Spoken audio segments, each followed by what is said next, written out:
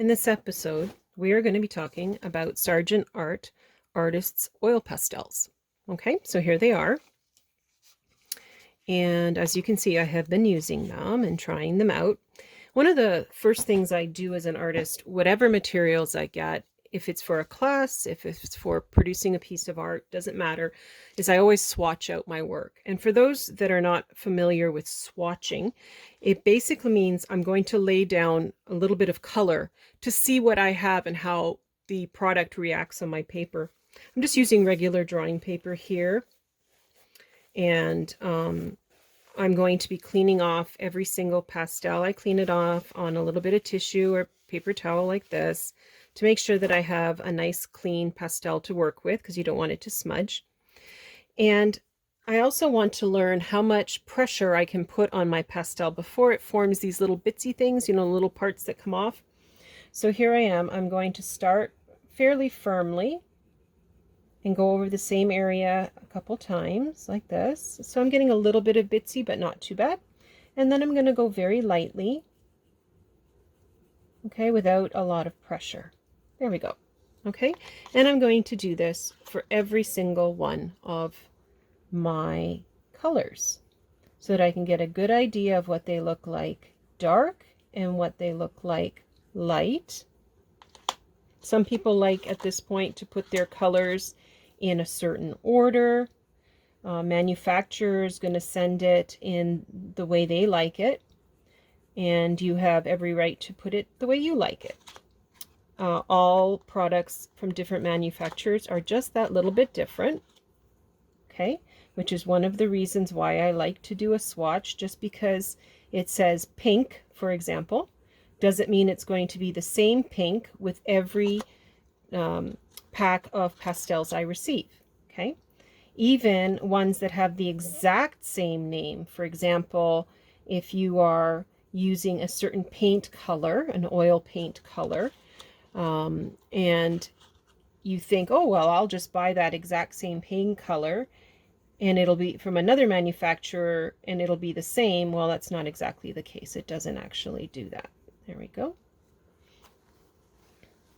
And so I'm going to swatch out all of the colors. And this gives me also a chance to get a feel for how the pastels are. How much pressure do I have to put on them to get a certain darkness of the color. These are very smooth. Pastels are quite fragile. So as always, we wouldn't want to press super hard. You would never press as hard as you would with a pencil. And that's probably one of the hardest things to learn, is when you're handling the product, you have to respect what the product is used for and how it is used. You're the one that has to change. The product doesn't have to change, because all oil pastels, whether student grade or professional, you cannot press super hard. You'll break it. So you're the one that has to make the adjustment and respect that material. So the white one, obviously here, we're not really going to see it, but I'll still put it on. So a lot of people will ask, well, what's the point of a white? What's the point of a white? You can't see it on this paper. Well, number one, you can use a different colored paper and then you would see your white. But also number two, we're now going to use the white pastel within our swatches to see what it does to change the colors. Before we do that, we're just going to check and see, do we get a lot of bitsy things? We got a few, so we have to adjust how hard we press. To clean these off, I'll just take my tissue and I'll gently, barely touching the paper, I will sweep them off so that I don't accidentally rub on them and get pastel where I don't want it to. So now I'm going to take my white, I'm going to make sure it's nice and clean, and I'm going to clean it before every color so that I don't cross-contaminate. I'm going to start with the yellow just here on the end. Whoops, I still got a little color there. Okay, I'm just going to rub into it. And each time I rub the color white into another color, I am going to create what is called a tint. Okay? And it's interesting that sometimes these colors are referred to as pastel colors. Okay? Oftentimes when you see a color like this, it's referred to as a pastel color. So now you know where that name comes from. As we add white to every color. And as we're doing this, whoops, I missed the pink. As we're doing this, you can see how beautifully it all comes together, and that is called blending. So you are blending the white and the color together. Okay? And it fills in all the little holes of white that you can see when you go lightly. So you're still getting a light color, but this time it's not showing the little bits of white of the paper underneath. And that's also something valuable to know, that if you want to do that, if you want to get that effect, this is one way to do it. Did you know you can also buy colorless blenders? Colorless blenders are basically a pastel stick with no color in it. And it feels the exact same. It looks like a little bit beige, but it's actually colorless. And it allows you to do blending between two colors. Let's say I wanted to blend dark green and light green, or green with blue, and it would allow me to do that. So that might be something you might want to look into as well. Okay. So adding white to a color does change the color. Okay, it makes it more opaque, so it's not see-through, and it fills in all of those holes. So that is one way to do that. And my last one here is the black. Adding the white to the black creates a gray. So I can keep going off, and you'll even see a light gray there. Very nice. Okay, so here we have our swatch page of colors and how we use those colors. In this episode, we're going to talk about how we can get more out of our oil pastels. One of the ways that we can do this is by making them into oil paints. A lot of times in a secondary school, they don't have the option to do oil painting, or a student may want to do this at home, but not have all the supplies needed. So I'm going to show you how you can use oil pastels and blend them in such a way that they look like oil paints. So I'm going to use my swatch page that I've created to show you how very simply we can blend out the colors in a very smooth way.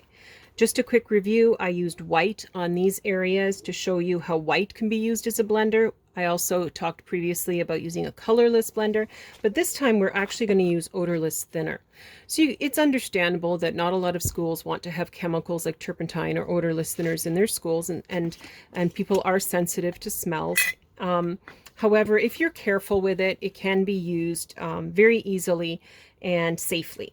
So I put my odorless thinner about up to here in a mason jar.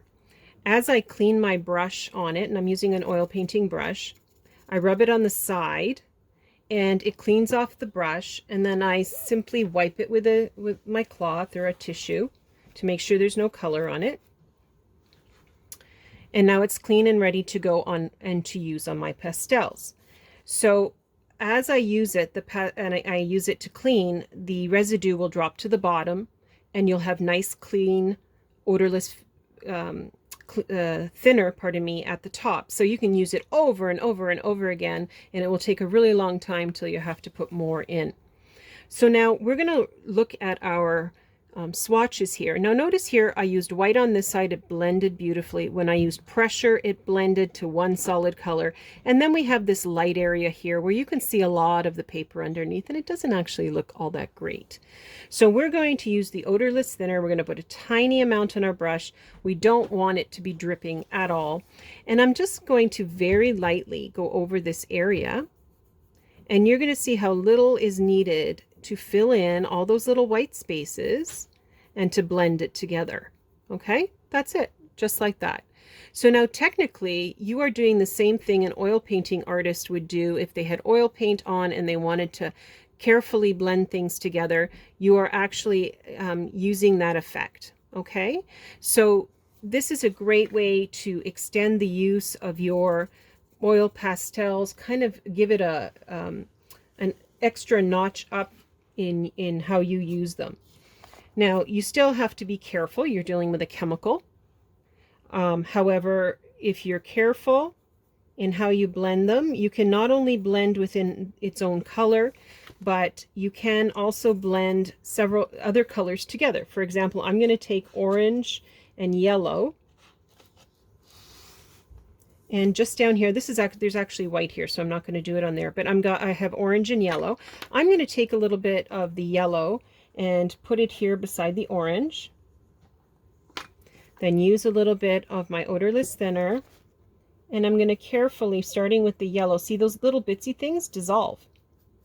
And so now I'm not only smoothing that out, now I'm working it into my orange, and as soon as it touches the orange, I can work the orange back into the yellow. Okay, so I can blend that out. Let's do it the other way. I've got a little bit of orange here beside the red. Clean my brush, take a little bit of odorless thinner, smooth out the orange, work it into the red, work the orange back in, red back into the orange. Look at that. So smoothly it blends, okay? And we can create other colors. So it can really up our game when using our oil pastels. And so now I am going to be doing a picture on a canvas board using Sargent Art oil pastels, and then coming back with the odorless thinner afterward to finish it off and do all the blending.